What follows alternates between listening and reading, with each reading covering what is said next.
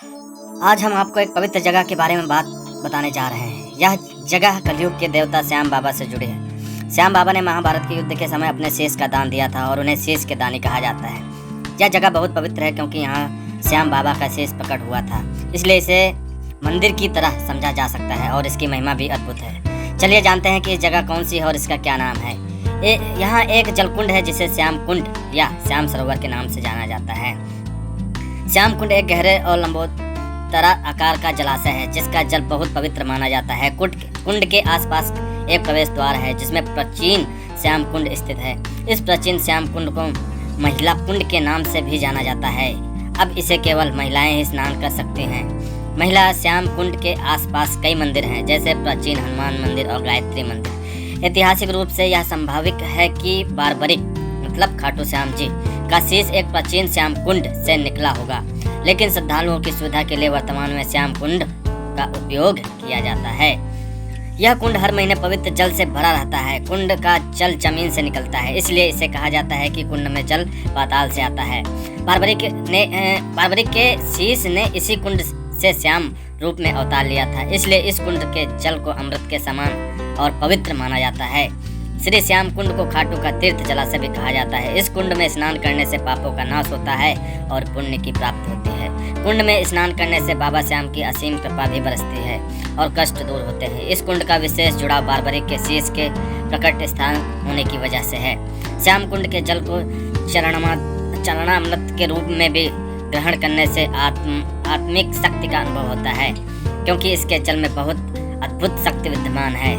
श्री श्याम कुंड में स्नान करने से पहले हमें कुछ बातों का ध्यान रखना चाहिए। इन बातों का ध्यान नहीं रखने से हम अनजाने में पाप के भागी बन सकते हैं। सबसे पहली बात यह है कि कुंड में प्रवेश करने से पहले इसके पवित्र जल को माथे से लगाना चाहिए। इसके बाद कुंड के जल में प्रवेश कर स्नान करना चाहिए।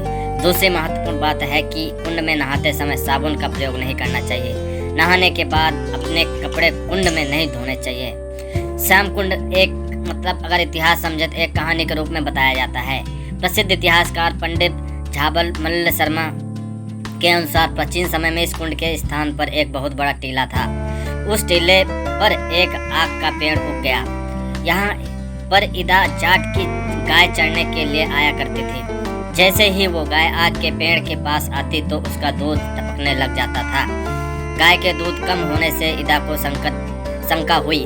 अगले दिन इदा गाय के साथ उसके चरने वाले स्थान पर आया और उसने अपनी आंखों से आग के पेड़ के पास गाय का दूध टपकते देखा।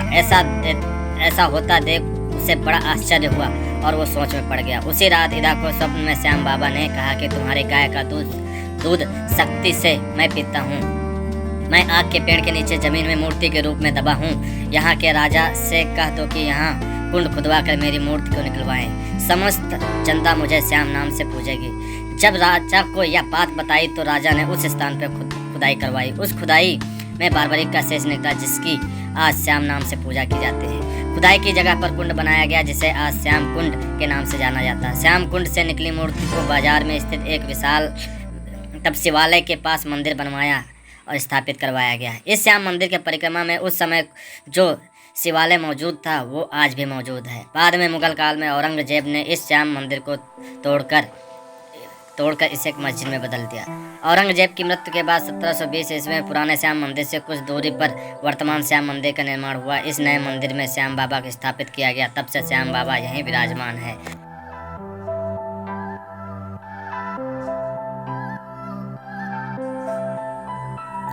श्री श्याम कुंड सीकर जिले खाटू कस्बे में स्थित है। यह कुंड श्री श्याम मंदिर के पास ही है। जब भी आप खाटू श्याम जाएं तो श्याम मंदिर में जरूर जाकर आएं। खाटू श्याम मंदिर के पास स्थित कुंड पर विश्वास है कि इस प्राचीन श्याम कुंड से भी बारबरिक का शेष निकला था।